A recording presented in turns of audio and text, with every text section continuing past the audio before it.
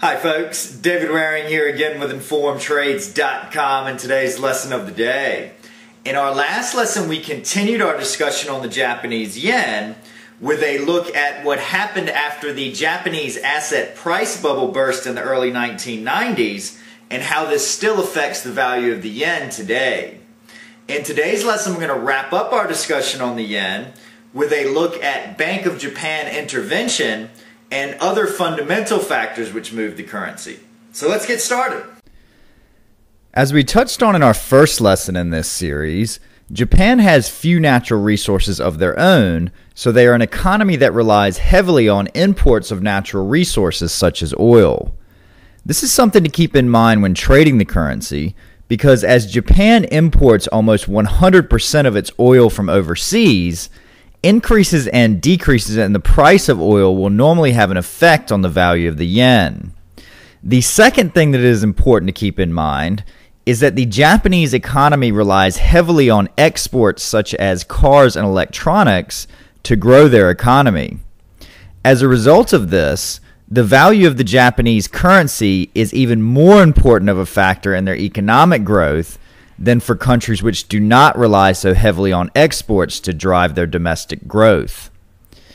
As we learned about in our lessons on trade flows, a stronger yen automatically means that Japanese goods and services become more expensive for overseas consumers, which will hurt Japanese exports.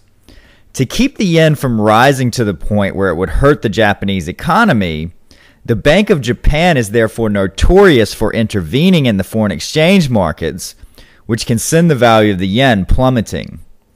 Below is a graph provided by dailyfx.com, which shows some of the history of Japanese intervention, which as you can see tends to take place around the 100 level in the currency. As the Bank of Japan has been so effective with intervention in the past, it has gotten to the point now where all they need to do is talk of intervention, something called verbal intervention, to send the yen-based pairs rocketing higher. As with all the currency pairs we are studying, there are many economic indicators which affect the value of the yen that we could spend much time discussing. As we have already covered the major indicators for the US in Module 8 of our Basics of Trading course, and as the indicators in Japan are much the same, in the interest of maximizing our learning time, I'm going to point you towards two free sites for more information. The first is www.fxwords.com and their economic indicator page for Japan, the link to which you can find below this video. As you can see here, they provide not only the definition of the indicator by clicking on the link, but also the relative importance of the indicator to the market indicated by the stars, the time that it's normally released, as well as links where you can go to find out more information. The second is the Global Economic Calendar at dailyfx.com, which you can find by clicking the calendar button at the top of the page.